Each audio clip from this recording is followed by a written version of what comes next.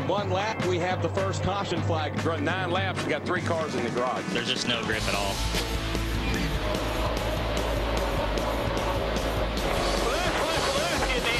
I would say he's loose. Yeah, you got to beat the track today. It's John. Go to the garage. Jeff Burton will try the high line this time. He'll pull alongside Gordon in turn 4. Burton has the lead. Join the view. Let's go. Tenacity has paid off for Jimmy Johnson. He has been able to wrestle the lead away from Jeff Burton. Can you say 3 feet? The Lowe Chevrolet will win for the 3rd straight time here at the Las Vegas Motor Speedway. Great job, everybody. I could not be prouder. Cha-ching!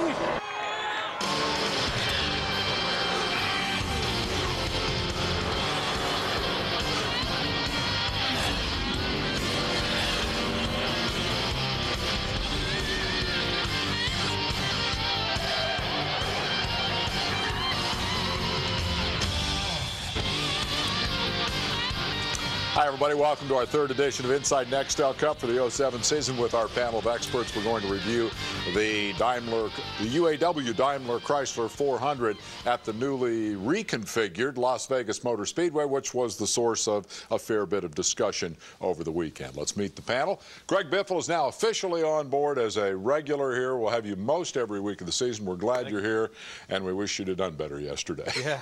Hey, does that mean we can fly your helicopter here? Yes. Let's land it at WSOC. That's what I'm trying to figure out, where we can land it. Right down the street. They got a helipad and everything because they got a traffic copter. Perfect. Will you come over and get me? Yep. Perfect. Every Monday. Welcome aboard. Thank you.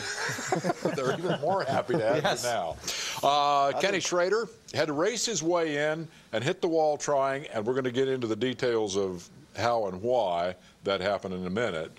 What'd you do with the day off? I don't know why it happened. Just didn't make the turn. But no, I laid on the couch and watched the coverage of the race, watched the whole race on the TV. And that was a little bit different. I expect. Yeah. Oh, look at. Speaking of that. Look at him working that wheel. You thought you had it, didn't you? Right up until she hooked right, I kept thinking, you know what? I got another lap. It looked like you were so confident you had it because you saw it go left real fast. Like, okay, I don't want to. And then we'll be okay. It didn't work. Michael, trials and tribulations continue at the California deal. You got some gainful employment for the weekend with that DirecTV Hot Pass deal. Were you able to put something together like that in Las Vegas? Heck yeah. Attaboy. First time we stopped for fuel on our plane last night, it cost $4,300, and I got roughly less than half of that. But at least I got something. You had a hunk of that covered, huh? Are things looking up at all? It's hard to say, Dave. We certainly missed our target on where we thought we were, and our process and system we had in place to go racing. And we're a new team, and we just we didn't do a good job of on predicting what it was going to look like when we got to the racetrack. We had some tests during the off season that were really good with Rudiman, but as soon as Dale and I got in Rudiman's cars, we didn't like them, and we knew that David was a rookie and he's real fast, and as time went forward, he could run fast in them for a few laps, but not for a lot of laps. So that told us that maybe we needed a different balance. But then we were all the way up to January and trying to get ready for Daytona. And then that all happened, and so it's been tough. But I really liked my car qualifying Friday. I think I was going to be pretty fast if it had just been a little tighter. But I'm looking forward to going to Atlanta. Every sponsor I've got is in Atlanta, and so we're going to take that car. It bent the nose up there a little bit. We're going to take it back because I really liked it. Let's. I've been watching you two guys. Hard to tell, isn't it? Yeah, you didn't look like you liked it. You were kind of mean to How did you like yours? Well, right up until she turned right, it was okay.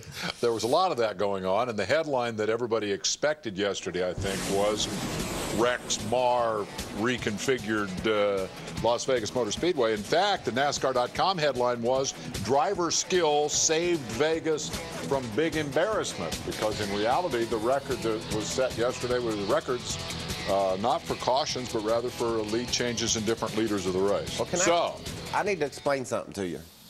On Sunday, all the 43 greatest drivers in the world saw the race on Saturday. people got a little bit crazy on Saturday, and my phone's ringing, and I'm sorry about that. But here's what happens. When the race starts on Sunday, everybody's aware of what happened on Saturday, so they want to get with it, and they want to be careful. Well, we had a rookie spin out on lap 2 or 3. You're going to see that. Then they had a guy drive over top of somebody on lap 7 or 8 and cause a big crash. You can't help that. And then another rookie spins out a little bit later. The first 3 cautions, and then Nemechek got run into by Boyer when Nemechek got a little sideways. The first 4 cautions were just stuff that happens. And then after that, basically, single car spins and nothing. And if you keep this up, we won't need the highlight reel tonight because you'll have already told all the stories. My point was, no, I know. You know, the people on TV were saying, well, we're only 10 laps in and everybody's in the garage. Yeah. Well, it was all explainable. And here's the reason why, sitting right next to it, we wouldn't have had the harder tires and all this issue if you wouldn't have wrecked twice testing. I know. So, I mean, you single-handedly almost did this. Single-handedly. Single-handedly. You know, we had when we tested there, they put a softer tire on, and that tire was quite a bit faster, but backed up some. And so I thought that that'd be a good tire till I came in and it had chunks going all the way around it. And they said, "Did you feel that?" And I said, "No." You would have. So I would have. Yeah. But I felt the next one. You know what I love Goodyear? That NASCAR says, bring us a tire back that's harder. We need to slow them down some. Okay.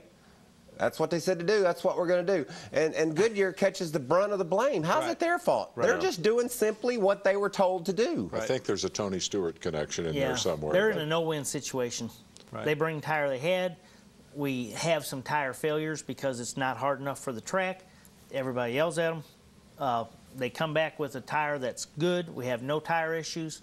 And then everybody complains. I think they do a good job. But here's what, that wasn't a Tony Stewart issue. He was one of the many that were complaining about the tires. He did it better than everyone else. You know, he voiced his opinion, but there was many that were doing that. I would have liked to have seen what they felt like after a long time. What about you? Well, I like this. Would love to warm some out. I like the pace of the race. I mean, y'all got up to running 32 flat. Yeah. So 32 flat on a 1.5 miles is a slow time. Yeah. A lot of things we want to cover today. Fans have some other issues in mind. We're going to go to our Z-Max Fuel for Thought. And the first of the emails, this is about the Jimmy Johnson pit stop. Why did a NASCAR official keep a tire from getting away from Jimmy Johnson's pit crew on lap 226? If it got away, it would have been a penalty. Is that legal? Shouldn't it have been a penalty anyway? There was no name on that one, but it was pretty typical of a lot of emails that we got right after the race. Who wants to tackle that one? If they're there and they have the opportunity to grab it, just like he did, he didn't go running out in the middle of the infield or out in the middle of the pit road to grab it, they'll do that. That's just something they do to help out. They do it for everybody all the time. It happens repeatedly every race, and why people want to say that there's some sort of scandal is just... Didn't he have a tire get loose earlier and go to the back? Yeah, which is what prompted the question, because he got a penalty for that one and he didn't get a penalty for this one, and so people go, well, why was there no penalty for that? That didn't go anywhere. Yeah. I mean, it didn't cause any trouble. I think if the tire's rolling right at the official, yeah, they put their foot on it. They just like other teams grab it for you. Right. Yeah. Everybody's working together in the interest of safety. Yeah. And if nobody's there to grab it and it does roll out, then it's a penalty. And what if it rolls? What if the official just says, "Nope, I'm not catching that," and it rolls out, a guy hits it and it runs over, and flies into the pit road? That would be dumb. Well, it would also prevent a bunch of. You know what the emails would have said then? Why didn't that official catch that tire? Could have saved that person from getting injured. You rested yesterday and you've been drinking coffee this morning, haven't you? Yeah. Yeah, I'm sorry. Actually, I did DirecTV Hot Pass yesterday. Let's go to the issue of Kenny Schrader's work for the weekend. This is an email from B. Shannon in Moberly, Missouri, out there in I-55 country. Why was John Wood in the 21, Kenny Schrader in the 47 for this race? Well, we're splitting the 21 this year. John Wood's driving it in all the Air Force races, which I think is 10 or 11 races. And I'm driving it in Little Debbie and Motorcraft races. And John's going to drive the 47 a couple times, along with Marcus Ambrose. So the Wood Brothers, JTG Racing, are starting to build the foundation to get 2 full-time Cup teams together. So had a lot of fun and got to go up and spot for John a little bit Saturday, you know, during practices and stuff, and talk to him for the race yesterday and afterwards. And I think he did a good job. You're sort of transitioning into retirement, aren't you? No. I'm just transitioning into a different job. Which is different from retirement. Excuse me, I have a cold. We need to take a break. We're going to do that right now, and then when we come back on the other side, you could go 3 wide yesterday. Well, if you did it right, and that wasn't right. Required a little bit of discretion to accomplish it. And Joe Nemechek had this wreck, which turned out to be very bad news for the yellow car. Will we see him? Well, we'll see him when we Inside Nextel Cup is presented by Nextel. Get closer to the NASCAR Nextel Cup Series with Nextel, only from Sprint. Brought to you in part by Fastenal. We get it right. And by Z-Max. Performance you can feel. Let's begin our blow-by-blow review of the Las Vegas highlights by congratulating the Vegas pole sitter, Casey Kane, third different pole winner of the year, Bud Pole winner of the year in the Evernham Motorsports Dodge. Michael has given us a preview of the clips that we're about to see, so let's go ahead and back those up with some videotape. Indeed, it was a rookie crash that started the problems in the race yesterday. He almost didn't crash. That's pretty high. We were running there. Too high. Probably just got loose in and just couldn't turn the wheel. And the next one, I don't think you can blame on the tires. No. Looks like the 7 caused it. What's the scanner from? Casey? Here's what Mears had to say about Robbie's move. He ran me down the apron. Oops, Robbie first. That was the stupidest move I've ever seen anybody make ever in my life. That 7 put us 3 wide going into turn 1. Did Robbie say they ran him down on the apron? Yeah.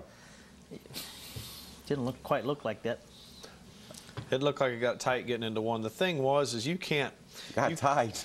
It did, but you can't drive next to each other, you know, at that racetrack. Yeah, and you can't at the last minute cut left and try to make a hole that's not there. Casey certainly didn't think so. Yeah.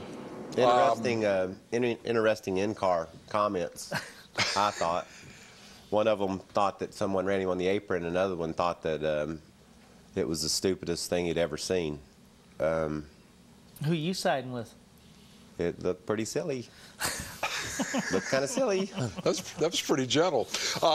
Let's move on and see how Joe Nemechek's problem becomes Dave Blaney's problem. Nemechek gets loose. Watch. See him get loose, and then Clint says, "Oh, shoot." I didn't see it slowing down that quick. Did you see him? So what does this have to do with Blaney? Well, we'll see here. He's getting ready to hit Boyer, but he decides to miss him. Oh, I guess I'll hit the wall instead. I'd have hit Boyer. Yeah, in hindsight. Hindsight, he should have dumped Clint. And I think that right there, you can see that wreck. Almost a testament to how hard the tire was. Not to say that wouldn't happen, but if you turned the wheel too abruptly, any direction, the thing would slide or spin. And I'm sure that Blaney didn't plan on it spinning out the wrong way there. No, Dave's thinking was, "Oh, I'm going to save my front end. I'm going to duck this way and then try to hook back." But he cut right. It went that way. Hook and back thing was a problem. As Michael noted, once things settled down, once we got past that run of 3 cautions, there was a lot of green flag racing, and one very impressive example of how you could go 3 wide. Those are Ray's cars. Yeah. Elliott Sadler and Casey See how Kane. Casey backed out of it right there? I mean, Casey probably didn't want the guy in the, wow. See there? 3 wide, no problem. Yep. Kyle Busch. That's no problem when your brother's involved. Yeah. Because he'll get right out of the way. Did you ever hear that joke where the guy said he runs stoplights and he says, "Don't worry about it, my brother does it all the time." He ran another stoplight and said, "Don't worry about it, my brother runs it all the time." He comes up to a green light and stops. The guy says, "What are you doing now?" Your brother might be coming. That's good. Kyle seemed highly motivated yesterday. Is that a fair statement? Seemed that way Saturday, too. Seems like that. I think when he gets out of bed, he's that way. Yeah. He goes. Yeah. I like that kid's driving ability. He's fun to watch. Yes, he is. Exciting to watch. And did you see him qualify? What you want. Everybody's running around the bottom like they're supposed to. He just went out there and ran right around the top. Qualified right, second place when he went out. Did you see it? No. I saw some guys run up the track a little bit. Well, he committed to it. He planned He didn't wind up there. Nope. I wound up there, and you wound up there. He went up there on purpose. Yeah. Let's check in with the eventual winner. He had an up-and-down day from the beginning, actually. Jimmy Johnson. That's Mark Martin he's racing against. That's for the lead. Can I tell you there's a theme to the 2007 season? Lapping Kevin Harvick. That was a surprise. No, that's not it. The Chevys. Oh, yeah. You mentioned the Chevys? The Chevys are fast. Whoa. Oh, Talk about some evasive action there. Mark Woder up brother pretty might good. be coming. Yeah. Uh-oh. I was going to hit my brother. The brakes are failing. Yeah, had a lot of momentum. Pit road, extremely hard to get in there. It was before. Yeah. And it's worse now.